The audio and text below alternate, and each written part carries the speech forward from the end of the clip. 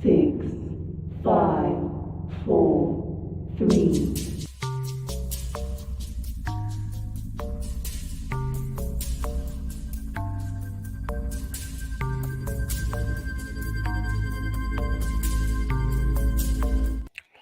What's going on, everybody? Welcome to Wednesday night. Welcome to That Effin' Figures. Tonight I'm with Colin as usual.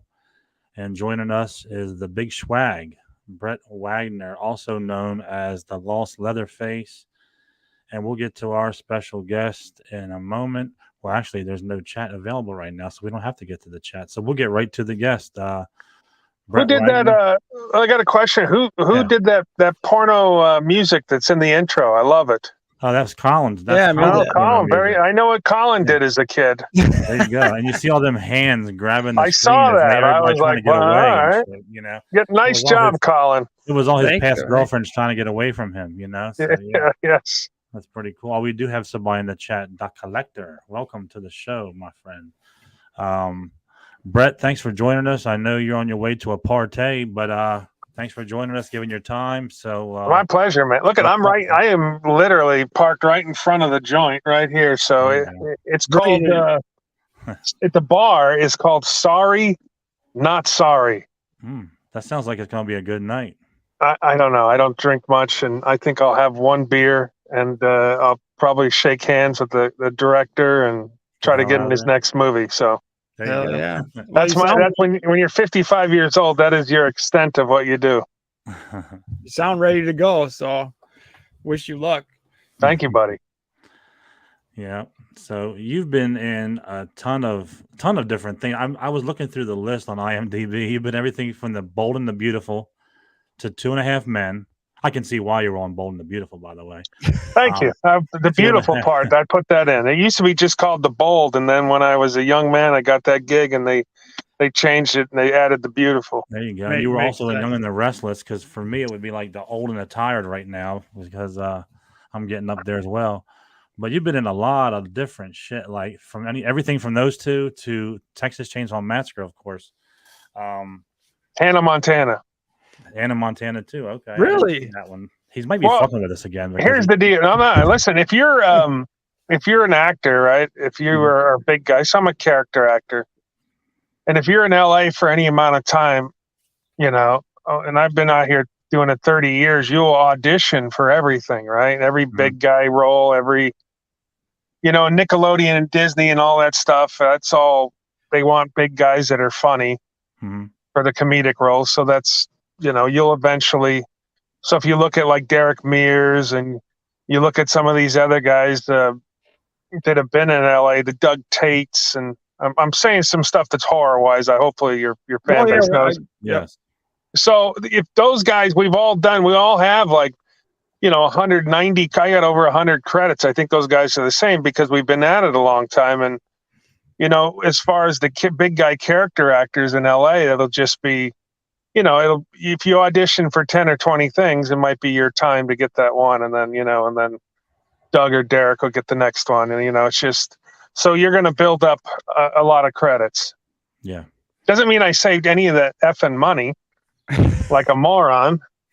I sometimes think, boy, you know, if you can calculate so I've made, I don't know if you calculate your money, you go, God, man, I made over $1 million or this and that over the years, and just in acting. I'm like, where the hell's that money? Yeah, where's it all? Hey, you can't take it with you. It's at strip clubs and gun stores and there you go. You know, motorcycle, right? Harley dealerships. That's where it all is. There you go. Well, you got to enjoy it. It's right where it should be, I guess. Well, you look at it. You're young, Colin. So let's just say I would have saved a quarter of some of the money. I don't know, Joe. You're probably in your. Well, you're young too, both of you. But I'll be 50 soon. Yes. Oh, all right. You're not young. If you would have, but if I would have saved a quarter of that, I mean, you know, you should have a house by now. And you know, I didn't get married until I was 48. And I'm 55 now, you know, and I led that bachelor life. And if I can give one advice to actors, especially if you're young and starting out, just save your money. You know, when you're 50, then if you're 50 years old and you want to go crazy, then go spend your money. But save it up until then, just so for that rainy day, as my dad used to say. Can't be a bad thing for sure. Definitely got to save your money. But if you don't save your money, you buy Harleys. How many Harleys do you have? How many Harleys have I had? So I've been with my wife for 12 years, right? So she was counting about how many Harleys we've gone through, and we've probably gone through 8 and 12 years. Oh, wow. You know, there's always the newest, latest model. My buddy Robert Patrick, do you guys know T1000 from Terminator 2? No. Robert Patrick, the liquid cop. Oh yeah, Oh. okay. Oh, yeah. I didn't know it was real. Yeah, okay. Yep. So Robert owns a Harley dealership. Mhm. So I will, he'll buy a brand new Harley, ride it for 2 years, and then swap it out. Oh, wow. So the last bike I had was one of his swap outs. But it's one major celebrity, one mini celebrity owned bike. So someone offered me some money for it. It was too good to pass up. So What do you have now? What's your I newest look, and I'm bikeless right now, which is really?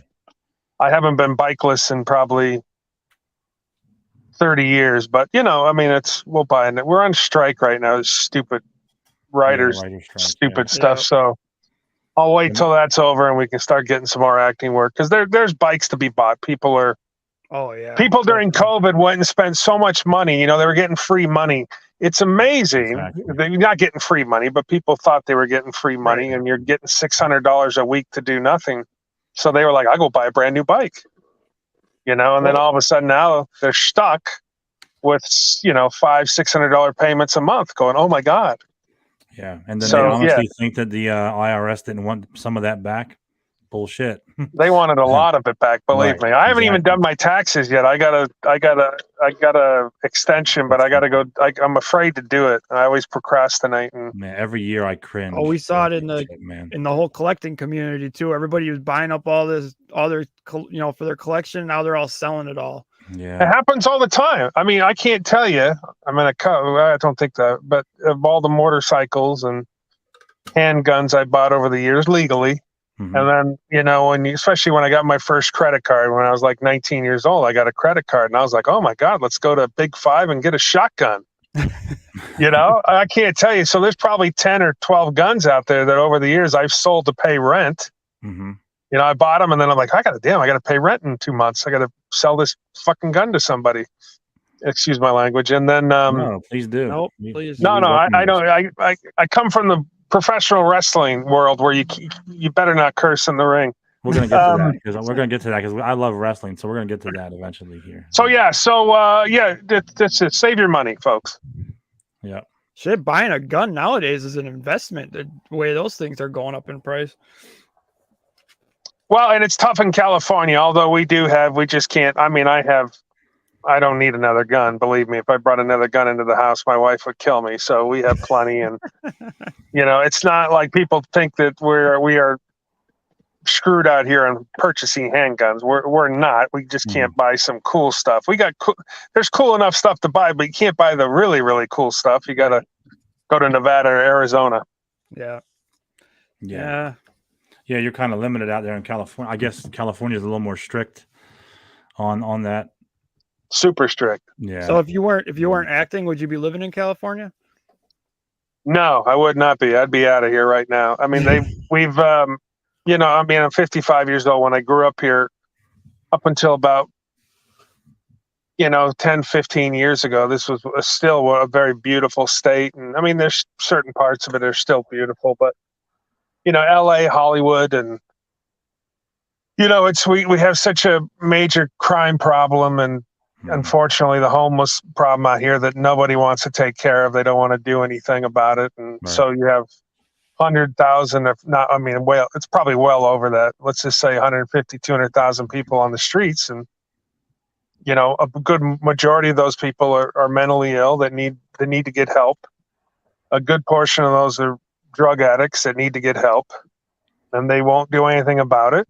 The people that run our state, and people are just dying on the streets. And when they're not dying on the streets, a good majority of them are going and robbing people so they can get money for drugs and other stuff. And it's just it's a vicious cycle out here. And it's unfortunate that the people running our state and our city won't do anything about it. So me and my wife moved up to Ventura County, which is, I'm an hour. So if I want to go to Hollywood, it takes me an hour, but it's Mhm. closer to the beach. It's cleaner, and they don't allow idiots to come into the city, which is good. Right. But if I could leave, I would be out of here. I'd be in Atlanta. I'd be in the North Carolina area. I mean, Atlanta's got, I mean, I'm not a big fish as an actor, but in Atlanta, my credits, would be pretty big, and you might be able to get in a few more doors. And they film a ton out in Atlanta right now, so that's probably L.A., Atlanta, New York. So Mhm. it's cheaper to live in Atlanta. I mean, you got to deal with humidity, but Get on one of those Walking Dead shows or something. Yeah. for God's sakes, they're going to keep doing them. I mean, I auditioned for The Walking Dead once, and I was like, man, I got to get on this damn show. There you go. Now they You got would like think it would four. be a perfect fit. Yeah. got like Oh 4 my different God, things would I love going. to be? Listen, I I'd love would to just love be that a too. zombie on it. I don't care. Yeah, I would love that too. That's a dream of mine. I would love that. But That that's could be kind your of like way where I out. want to go. I'm in Maryland, and I would love to go to Florida, Georgia, Damn Carolinas, Terps out there in something like Maryland. that. There's Yeah. damn Terps. Yeah. I'm a No, I love it. Delaware. I'm a I love Maryland, and I love. When I was growing up, that was one of the college I got a letter from about Mhm. football and some other Yeah. stuff, and I was like, Yeah. Maryland. I didn't even know there was a college there, for God's sakes. In fact, I don't even think I knew. I was like, where the hell's Maryland? I know it's on the East Coast somewhere. It's a lot bigger than where I grew up in Delaware, right down the street. But yeah, it's still small in the big scheme. But Good food, good crab. yeah, definitely good crabs. Definitely good crabs, and a lot of actually scenic spots to Yeah. eat crabs and to do Good things. college There's a too, lot of and the water. Terrapins. That's a good college, man, with good sports program. Yeah. My friend's kid goes there. She's on an academic scholarship, so you wouldn't go wrong if you went to a school out there in Maryland. Mm-hmm. Yeah, there's definitely some good schools. There are actually some good companies to work for in this area too. It's pretty much a hotbed for like manufacturing and things like that in Delaware and Maryland, Pennsylvania. The home of JMC Collects too. There you go. So it's pretty prestigious. Well, I mean, you can't get better than that, right? And where are you, Colin? I'm in Milwaukee, Wisconsin. Plus He's like, oh. No, Milwaukee's great, man. I like Milwaukee. Yeah, I don't like the snow. I don't like when it gets cold. Yeah. See, I don't mind the snow. He's the only person that doesn't mind the snow. I like winter sports and stuff. I like snowmobiling. I like Mm-hmm. snowboarding. Like, I don't mind. I don't like shoveling. Like, nobody likes shoveling, but fuck that. That's all right. Look at it. He's still young. He's still in his 40s. He is. Well, I don't even think he's 40. Not yet. I'm 35. Oh my God. Yeah. He's still in his 30s. He can shovel for I'm in everyone. no rush. I'm in no rush. Yeah, Colin. Enjoy all that snow stuff now, because once you get in your 50s, you might take a walk outside and break your ankle just slipping. So enjoy it now. At that point, then maybe I'll move, but I'm fine. I mean, don't get me wrong. I would love to move. I'm not really on point with our politics here and stuff. So, well, it's tough, especially if I have a couple friends who have major podcasts, right? Mm-hmm. Where they have, $500,000, $600,000 worth of sponsorship from different companies. So they moved. They were like, you know what? We can live anywhere we want to. And they did. They went to Florida. Yeah. Mm-hmm. And I was like, oh, Florida, hot, but still beautiful. And you got the ocean there and everything else. Mm-hmm. Listen, I'm telling you, I would love to leave this state, but it just is. If my wife works here for Warner Brothers and everything else, so it's tough to. Well, yeah, it's not the easiest thing to do. I mean, I can go anywhere because I do voiceovers. I'm an actor. I make a living doing the voiceovers for a couple companies and whatnot, and doing conventions now a lot, which is great. So I realistically, as an actor, you can go to Atlanta, you can go to the North Carolina area, you can go to it now. You can go to New Mexico because they're filming out there a lot, thanks to Breaking Bad, and I believe Netflix and Amazon are building studios out there. You can go to Louisiana if you can handle that humidity. Yeah. So there's options of where you could go. If you learn Spanish, you could move to Spain, for God's sakes. I have a friend who was an actor that could not save his life getting an acting gig out here, but he was a blue-eyed, blonde-haired guy who spoke Spanish, and he moved to Spain, and he's a huge star over there now. Oh, wow. You know, Who knew? with Netflix and Amazon, building, studios in these other states, do you think that these other big studios will ever leave California? Do you think it's No, because it's prestigious, right? It's still folklore. It's still 20th Century Fox, Paramount. They'll never leave, and the studios are huge there, so they may build other stuff, but they'll never leave. For an actor, it's always, since COVID, we haven't really had in-person auditions, right? Where you go in, you see all your guys. Hey, okay, cool. You go audition. You may get a call back a couple days later. Then they whittle it down to like 5 guys. You go back in for the callback. Maybe you see the director, you see the producers, you see the clients, whether it's a commercial. We don't do that anymore. You record yourself over your phone or your computer, which I hate because I'm better in a room. Yeah. But I used to love to go if I had an audition at 20th Century Fox, man, I would go early or I would stay late, get my audition done. Then I'd cruise around, man. I'd be like all over the place. And I know how to handle myself on a set in a movie studio lot, right? So I'm cool. I'd go have lunch at the cafeteria, whatever they got. And then I'd move around, if I could sneak on a stage and, see they're filming, whatever. They're filming Married with Children over here. I go slip on the set, go to catering. I just look like a big grip, one of the guys that work on a camera or something. So those days are gone, unfortunately. So you're the second person that's told us that. Yeah. Do you think they'll come back at all? I guess if they haven't yet, they probably won't. They haven't yet. I mean, I wish they would. It's tough for somebody because then you start. Then a lot of the stuff is they don't get to really know you. You got one chance at, like, I would do a little speech for you guys here, and that's it. You get to see the tape, and you can't say, "Hey, Brett, we really want it this way. Can you change it? Yeah. Can you change it up? Can you do it this way?" And you don't get that opportunity to do that. So what will happen a lot of times on something like that, they'll hire a friend will get hired to the director or something because it's not that big a deal.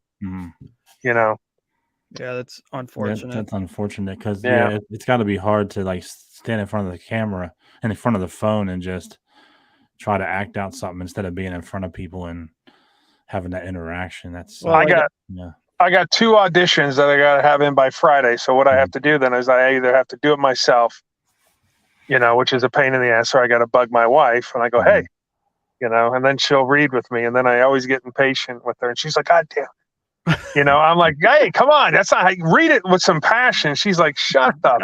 Just do your lines and let's get this done.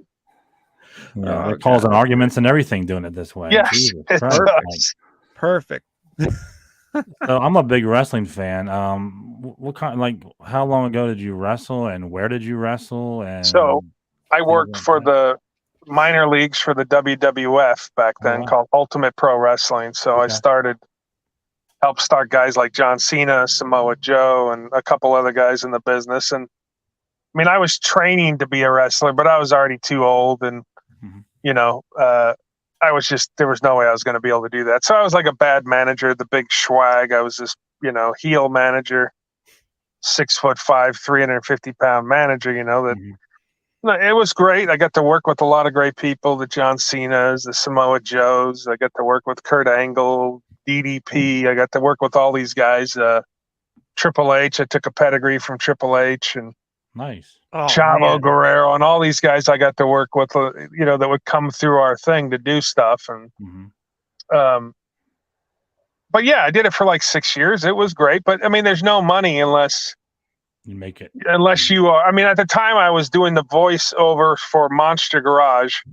Okay. So I was already making money. So I didn't really need to make any money in the pro wrestling world. I just wanted to get to the WWF or go to WCW at the time, but, they had a tough for them in their mind. I'm bigger than some of the wrestlers. So they just they couldn't figure that out.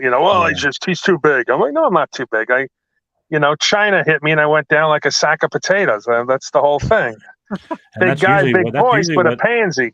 That's usually what Vince McMahon likes is the bigger guys. So it's surprising that he didn't latch on to you. Speaking of wrestling, today the Iron Sheik unfortunately passed away. Did I you see saw that? that. Yeah, I One of remember the meeting. funniest guys ever Oh in the yeah, business. yeah, And he's the real deal. That guy yeah. was the real deal as far as a wrestler, and I think he did Mhm. stuff for Iran and the Olympics and whatnot. He And did. Yeah. you got to imagine when he was doing this Iran #1, Iran. Mhm. We weren't. The United States wasn't really good with Iran or anybody else for that matter in the Middle East, and Yeah. so you got to imagine that guy doing that whole gimmick for years. And then, hold on, put my beanie back on. And then he's doing that, and then people don't like, Iran, and we have tension, and he's got to do that and all these wrestling things where people take stuff seriously, Mhm. But him and Hulk Hogan, that was a huge thing. And even Sergeant Slaughter, that was big. Those were big, Oh big, yeah. big, big storylines, Yeah, and I was just telling my wife today, like the storyline with Sergeant Slaughter when they met. I think Slaughter was finishing his match, going back to the back, and Iron Sheik was walking out, and neither one of them would move for each other. And just that little bit of a storyline lasted 30 years of a feud, and it never ended. Well, they did work together a little bit in the early 90s when Slaughter went on their side for a little bit, which was kind of ridiculous, but I also think people weren't as sensitive back then in the 80s and early 90s, like you said. So I don't think him being Iran #1, all that stuff, it really wasn't, it wouldn't have hit as hard as it would today. People right now are just going to take it to heart and not well, now they realize would it's a lose their show. minds. They Yeah, would just they would, friggin' they'd lose go their berserk. minds. And, the WWF and Vince McMahon, he would push the envelope a lot. Mhm, I mean, mhm. that's tame compared to some of the stuff that he's pushed over the years, Yeah. Oh yeah. Mark Henry getting sexual relations with a Mae Young. tranny. I mean, that was a Yeah. transgender woman. So Yeah. that And, was, I was like, whoa, what the hell's going on here, Mark Henry? and even The- Mae Young, and she I had remember, the, man, Mae Young was amazing, taking bumps and all that oh yeah, stuff. yeah. The Dudleys gave her the power bomb through the table and Holy shit. crap, Yeah, the Dudleys putting her through a table, and then and you got to imagine she was like 80 or something at that point. I mean, exactly. just crazy. Yeah. So I guess how long have you been a wrestling fan? Since you were a little kid, or Oh have yeah, you always? since I Yeah. was everything I wanted to do in life was because I watched TV, right? Mhm. I used to watch the Outer Limits, Night Gallery, Twilight Zone, Mhm. early horror movies, all the Universal, the Night of the Living Dead, 1968, all that stuff. And so when I knew when I grew up I wanted to be like that. I wanted to be in horror movies and be an actor. Mhm. I loved wrestling so much, growing up, that I was 30 years old. I was having like a little midlife crisis, and I was like, well, my buddy, his name was Rick Drazen, was a pro wrestler, bodybuilder too. Used to work out with Arnold, and Okay. he designed the whole Gold's Gym logo. So All right. he was still wrestling, and I said, look, can I come manage you and check it out for one gig? And he said, sure. And when I went, he got hurt within like the first 5 minutes with this big guy, Sylvester Terkay. I used to call him the Predator, and I think some other things. So Sylvester, I went and hit him with a clipboard, and after that, I didn't know what I was doing, but then I learned and I loved it, and I did it for 6 years. And we still got a lot of people in the business that are my friends that still work and are still working today, which is amazing because they've been in it over 20 years. And I love AEW. Me and the wife watch AEW and NXT. And we're watching Raw because a friend of mine, Zoe Stark, has made it onto the Raw roster. Yep. She's with Trish Stratus, so they're That's trying right. to build her And up. now her boyfriend, her real life boyfriend, Tom Howard, Mhm. is the guy that trained me. And so we've been following her for a while. And what a great gimmick, man. You come into Raw and all of a sudden you're with Trish Stratus, who looks amazing for 45 Right. years old or whatever she is. Yeah, and the pairing her with her is like kind of going to build her up a little bit more. Totally. I think It's a perfect great, for what they're doing. it's the best storyline or gimmick, as I call it. It's the best gimmick you can come into right now. And this is just perfect, right? You are with a Hall of Famer Yep. who looks tremendous who's beautiful as ever, who's in good shape, who looks great, who the fans, she's over with the fans, and then you get to come into that thing, and there's always should be wrestling guys, to be honest with you. She's so good and so powerful at what she does, and she comes from wrestling up in Vegas. Trying to think of the company right now, it's going to kill me. FSW, I think. But she comes up from Vegas, and she was training with a lot of guys. So it's just good. She's a hustler, 8 hours a day in the gym, if not, and then still training. I mean, so she's right where she needs to be. And, the whole bloodline thing is amazing. And yeah, it is. Sami Zayn and all that. For God's sakes, you want to see how you get a guy who's not very big, not very buff, but he's a hell of a funny guy. He's a hell of a good worker, and then he's over. He's totally over, and it's great to see that. It is, because a year ago, he was wrestling Johnny Knoxville at WrestleMania, and this year he's main evented 3 or 4 premium live events, pay-per-views.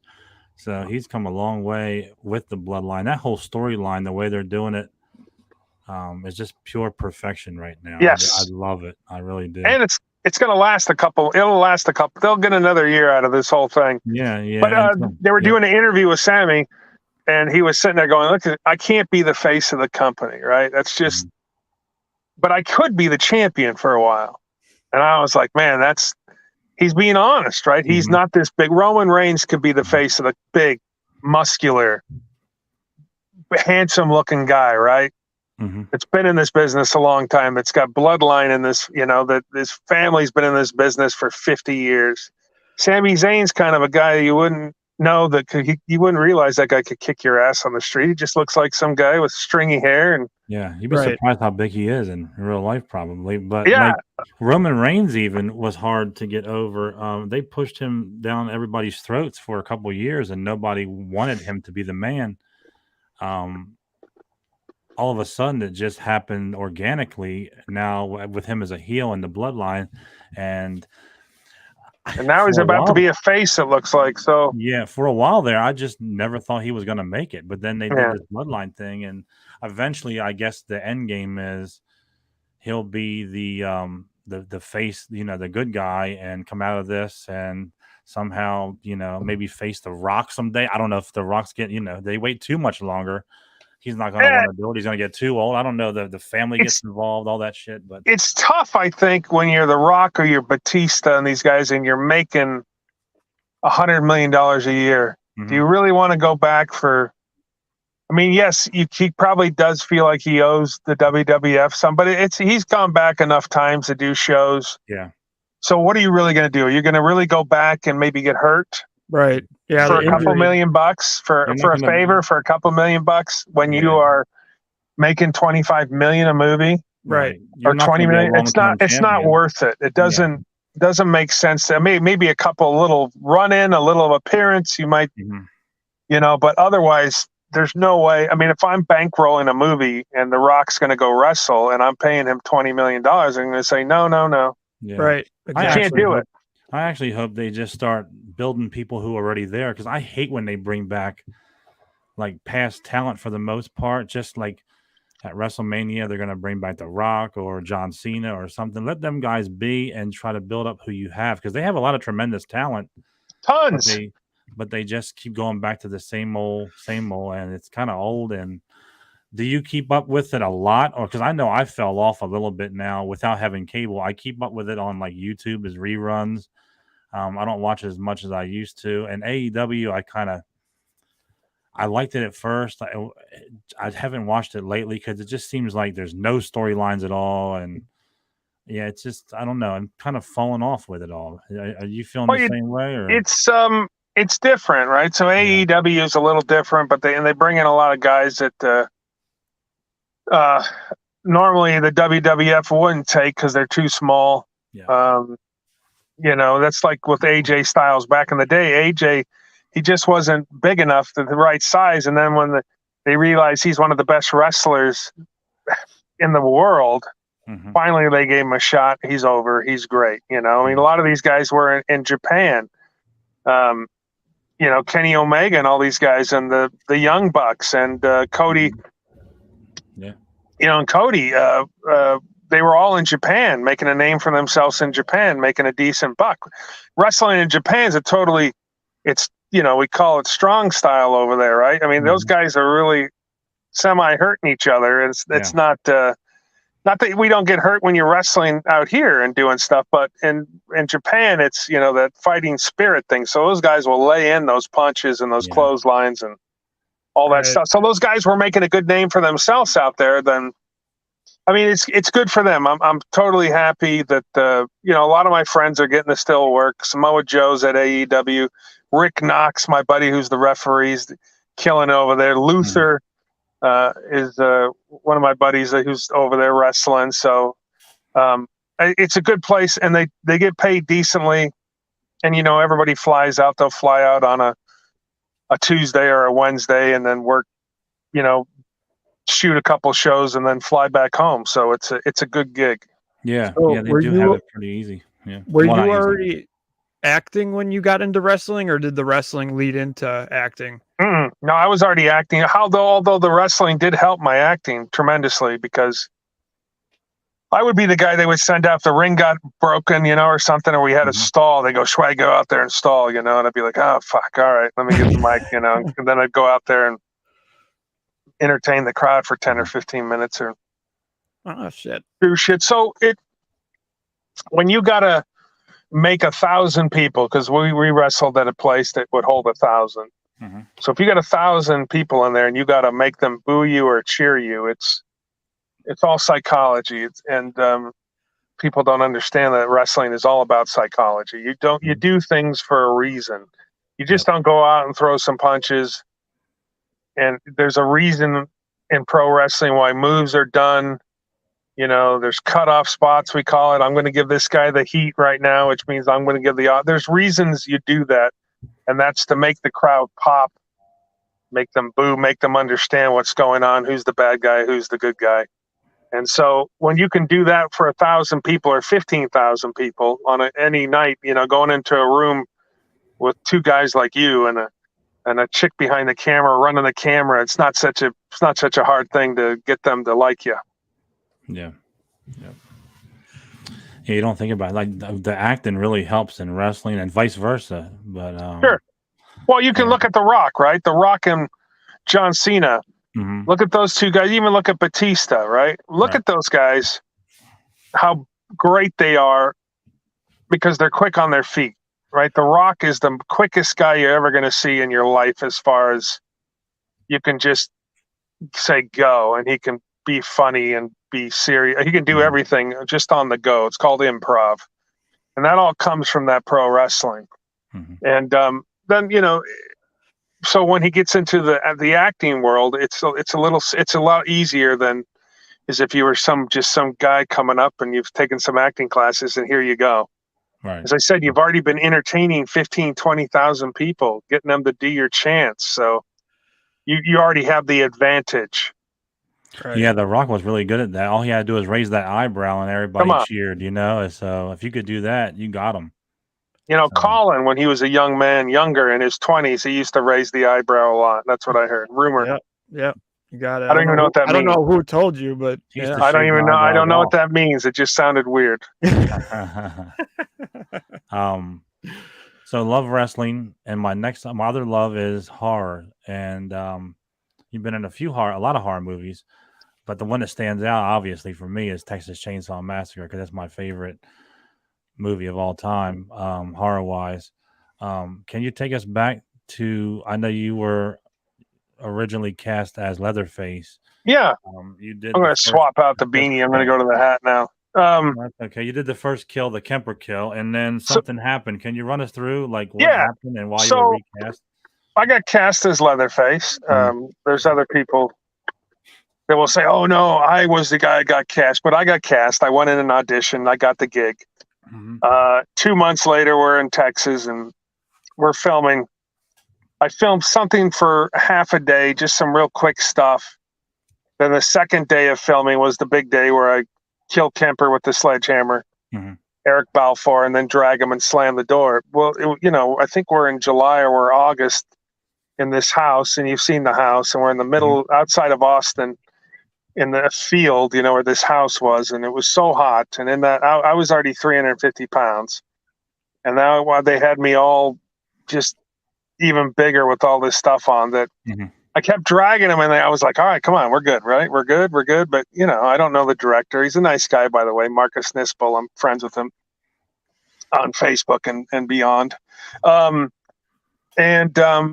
I could feel it coming on, man. I was sweating. I'm like, oh, this is not going to end good if we don't finish this real quick. And sure enough, I'm dragging him, and then I fell on the ground. And I'm like, hey, I got to get me some Gatorade, and I got to get this mask off.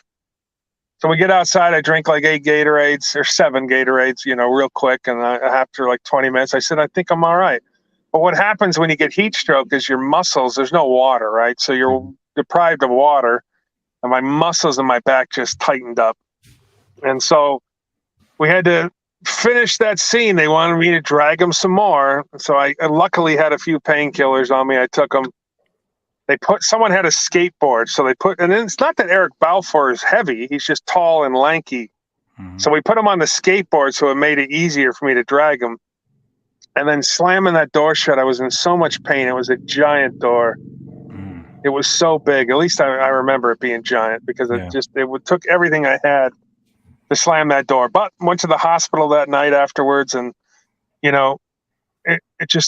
Jessica Biel, I think, tweaked her knee or something that day, so I got a little bit of a reprieve. But like 3 days later, there was a knock at the door, and the guy was like, I'm sorry, man, we can't wait for you to heal up, which I understood completely. And that's where Andrew Benarski came in and replaced me, because he had worked. I figured it was going to be him, by the way, anyways, because he worked with them on Pearl Harbor, and they needed someone that was my height. And he was the perfect guy at the time to replace me. So, wow, that's quite the story. You don't really, it's kind of crazy that would happen. But it's well, no one knew there was another guy too. So no one knew that's me slamming that door. And I remember that Andrew decided to pick a fight with Gunnar Hansen on the airways about that thing. And I'm like reading this, going, "Well, he didn't even do that. So why are you even?" So then when I saw Gunnar Hansen at a convention, I said, hey, by the way, that's me doing that. And he goes, really? I said, yeah. Dan Yeager from Texas 3D was signing and invited me over to a Monster Palooza, and Gunnar was there, and I brought a couple pops for him to sign, and I was all excited. And he wouldn't let me pay him for him, and he wanted to sit down, and he wanted to talk about, how it was to do that scene and how cool it was that I got to do it. And I was so ecstatic about it. But I didn't talk about it for 20 years. I'm not 20 years, but 15 years I never talked about it, and I was already making money doing stuff, so I didn't need to go do conventions, and I was just wasn't in my wheelhouse to do them. And then the last couple of years, people have been going, I knew there was some other guy out there. And then they make masks that are different, because my mask that I wore, if you go to Trick or Treat Studios, they have a 2003 mask. Okay.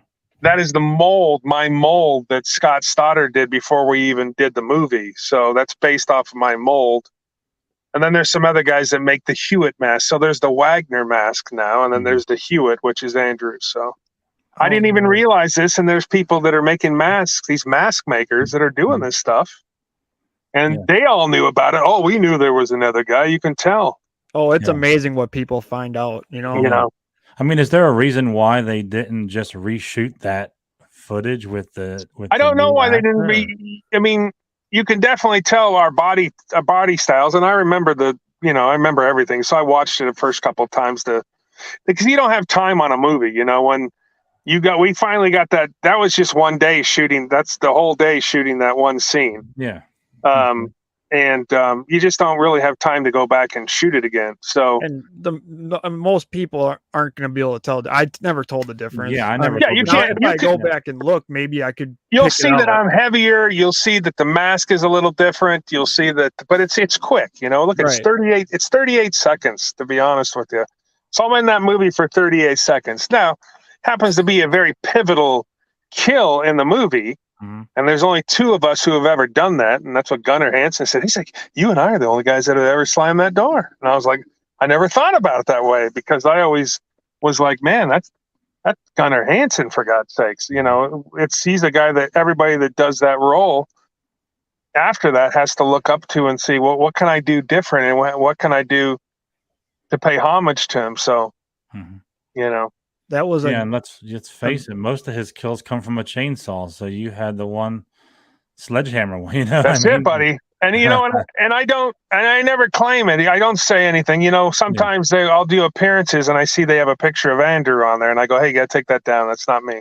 You know, and then I give it. That happens. Happens all the time. Wow. Oh yeah, I'm sure. 9 out of 10 times they get a wrong picture, and I go, "That's not." I'll send you the pictures. That's not me, because I don't need any. I don't need any other issues than there are. You know, and people, you know, some people don't like knowing there's another guy. There was a guy before the guy. So I try not to, you know, burn any bridges or piss anybody off. I just try to have fun and get my stuff, you know, go to the conventions and have fun and shake hands, kiss babies, and make $1 or $2. And, you know.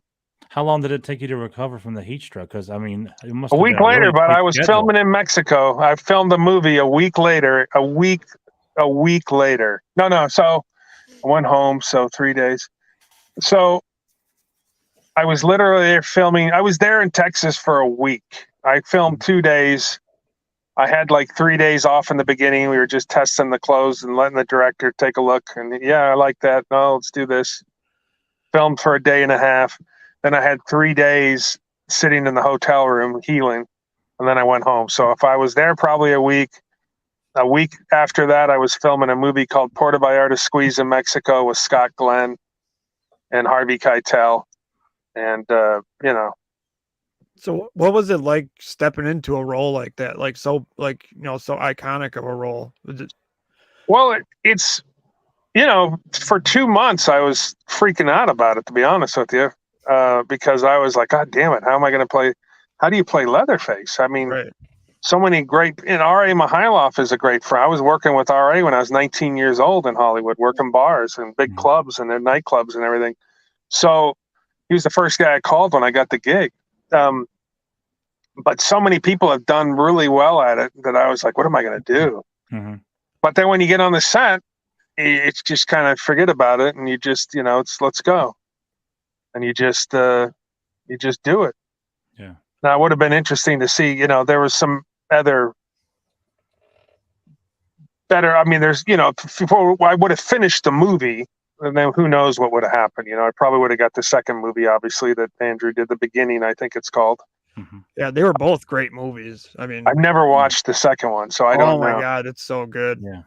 I say it, I've said it forever since those came out. I was like, those are my 2 favorite remake movies of all time. They don't The Crazies was a better remake. The Crazies is good too. Yeah. Thank you. We're going to bring that up because we had Justin Wellborn on a few weeks ago. Did you have much interaction with him on the set? I did not. No. Okay. But I know who he is, of course. Okay. Yeah, that was a fun movie to do. I wish we would do part 2. But I think it's a little late now, but. Well, no, I don't know. They just made Coming to America part 2 30 years later, so you never know, man. It was set up to do a part 2, you know, but and I even told them, I said, we need to have that the truck that we had that had all the bodies in the back. We need to have that truck, and since I got burned up, they could have duct tape me or tie me up in the back of the truck, and when he's walking by at some point in that film and he sees that truck and he sees the body, he's like, I burnt that motherfucker, you know? And then he comes up and my eye would open. And then us hunters would be there again. But, yeah, that was fun to do. You know, it's my funnest movie I've ever done, to be honest with you. Now, if I would have finished Texas Chainsaw Massacre, well, then that might have been a different story. But The Crazies was fun to shoot. I got to work with some great guys. Chris Carnell, who was the stuntman who passed away, who was my bloody Valentine. He was the miner in the 3D one. And just a tremendous stuntman. He passed away a couple years ago, but he was one of my stunt coordinators on there. And I remember he said, and he was a great guy. And they asked me, they didn't like my stunt double. And they said, can you do a burn? I said, yeah. Well, I'd never done a burn before. And then the guy walked away and Chris said, you ever done a burn? I'm like, no. And he goes, And I'm like, well, you gonna rat on me? He goes, all right. And so in the next 10, 15 minutes, he taught me everything I needed to know before the burn guy came over. You ready to go? I said, I am. I was scared shitless.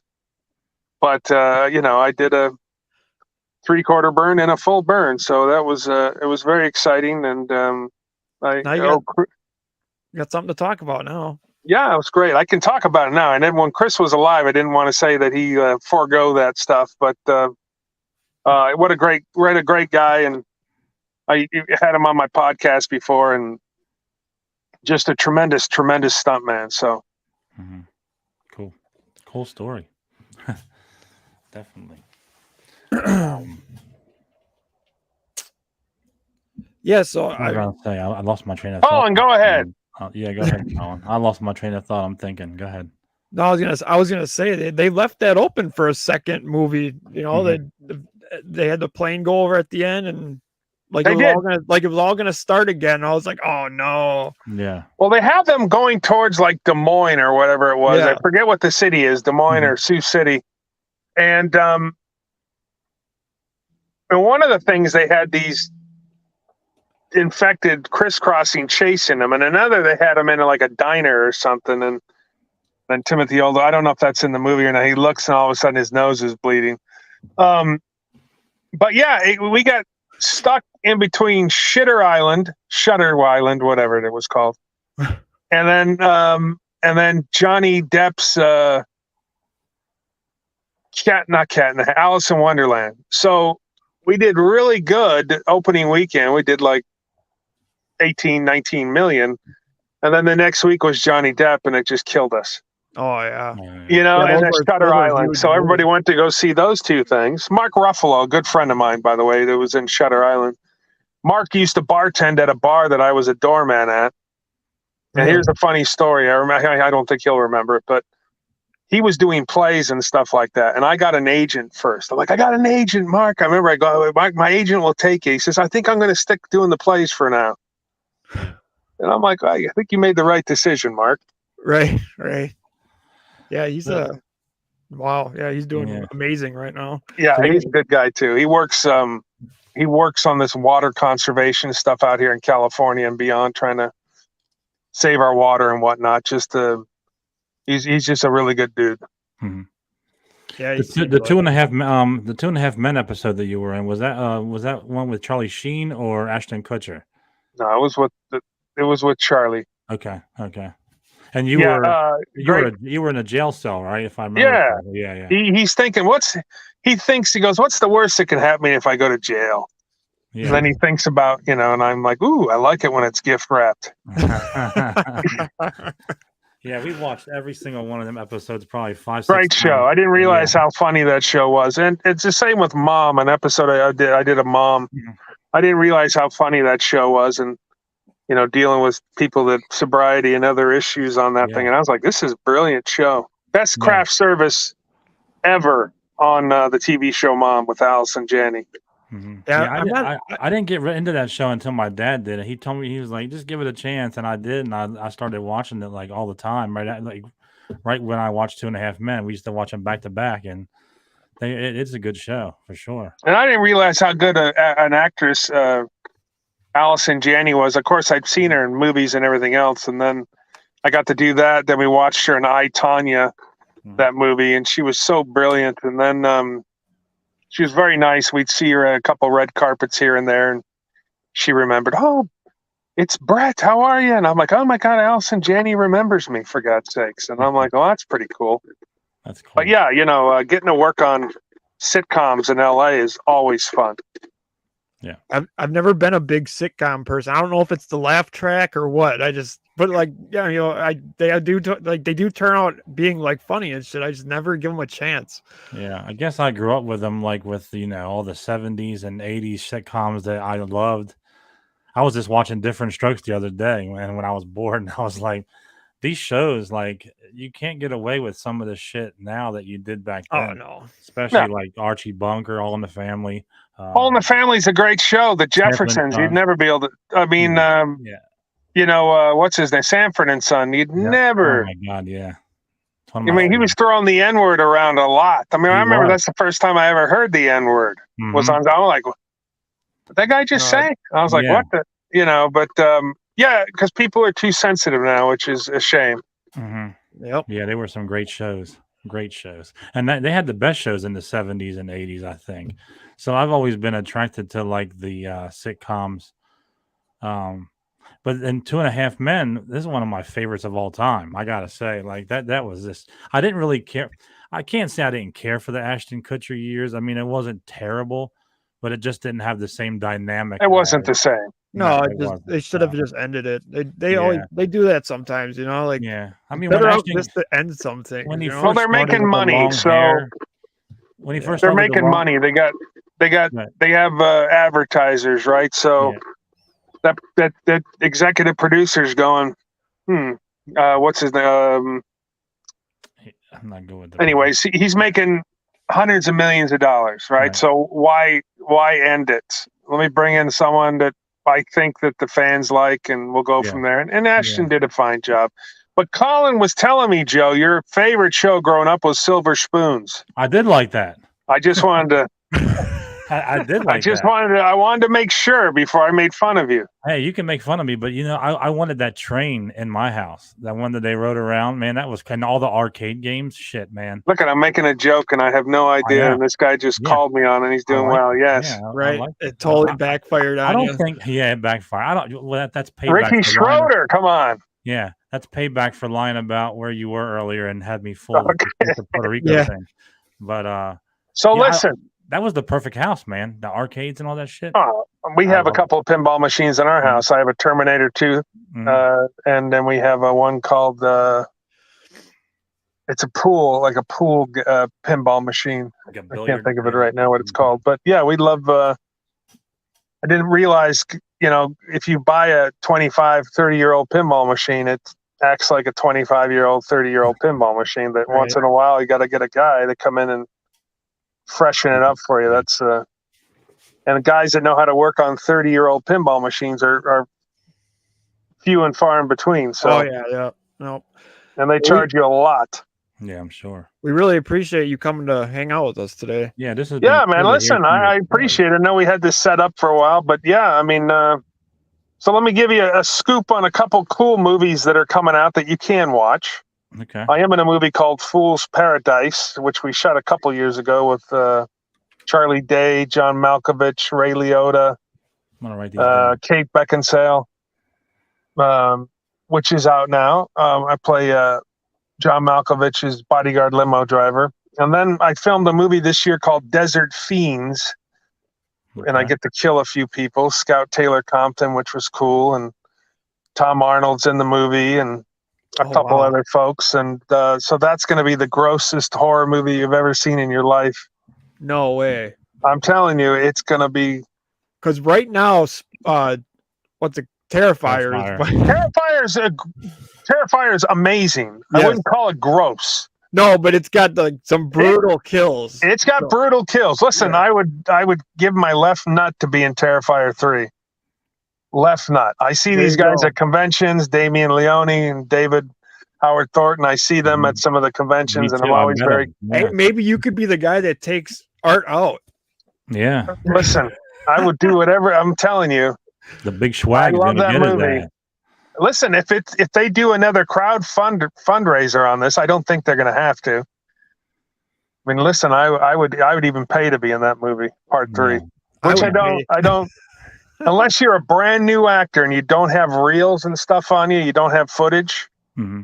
I don't suggest you go pay to be in a movie. But if you are a new actor and it is got some good cast in it, and you can help that movie get done and be in it as well, then I think it's a great idea. So I'm a part of a few movies coming out that are crowdfunding. The Unseen, Steve Merlo, a guy up in Canada. Felissa Rose is in it. I'm in it, and a couple other people are in it. And that's all crowdfunding, but it's a good way to get involved with a movie and get involved in the business. Mm-hmm. But and especially if you're a new actor and you want to get some footage on you, and they have a perk up that you can pay to get in that movie and get killed by. So I mean, I did a movie Yeah, so in Desert Fiends, there was people paying, get killed by Lost Leatherface in the movie, and people were paying to be in that damn movie to get killed by me. So Damn Hell right. yeah.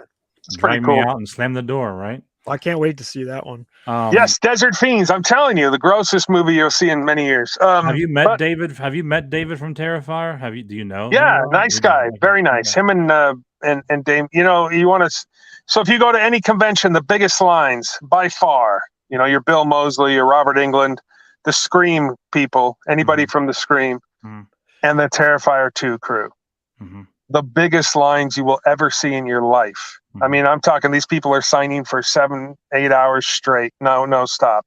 Yeah, I met all of them. They were really cool people at a Monster Mania con in Pennsylvania. Yep. We got lucky and had no line because the buddy I was with, he knew what the hell he was doing, and he beeline for that line first to get that done. So it was really cool to get his autograph, talk to them, and even got a picture with him in costume. So that was cool. Yeah. Well, I'll be at. I got a couple good cons this year coming up, and we're going to be at Scarefest and Lexington. We're going to be at Crypticon in Denver, Midwest Monster Fest, Illinois. I mean, the list. I'll have to come out for that one. Yeah. Do you ever come Rock to the Island East Coast at all, or the East Moline?